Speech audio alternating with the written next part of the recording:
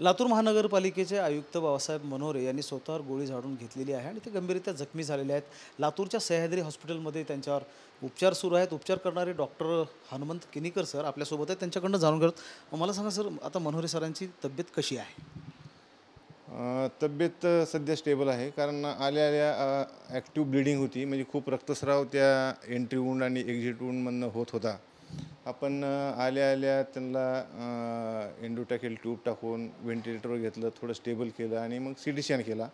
C T स्कॅनमध्ये असं दिसून आलं की उजव्या बाजूच्या कवटीमधून गोळी जाऊन डाव्या साईडच्या कवटीतून ती बाहेर निघाली आणि मध्ये त्या ट्रॅक वाटं ब्रेनला डॅमेज केली आणि काही कवटीचे हाडाचे तुकडे मध्ये ब्रेनमध्ये आम्हाला दिसून आले. तर त्यावरती आम्ही आज पहाटे त्यांच्यावरती शस्त्रक्रिया केली आणि ती शस्त्रक्रिया यशस्वी झाली. आता त्यांची तब्येत साथ देत आहे. सध्या त्यांचं BP, ऑक्सिजन, पल्स, बाकीचे अवयव सगळे नॉर्मल आहेत आणि मेंदूचीसुद्धा जी काही रिस्पॉन्स आहे तो सकारात्मक आहे. तरी येणारे 24 तास 48 तास आपल्या अतिदक्षता विभागामध्ये आम्ही त्यांच्यावर लक्ष ठेवून आहोत. काही नवीन काही जर लक्षणं आले त्यानुसार आम्ही त्याच्यावर लक्ष ठेवून उपचार करत आहोत.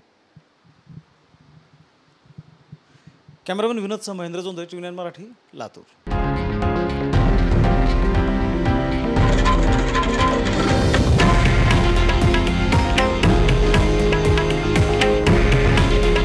हे आहे देशातील नंबर 1 न्यूज नेटवर्क आणि आपण पाहत आहात टीव्ही 9 मराठी. काळजी तुमची, हित महाराष्ट्राचं.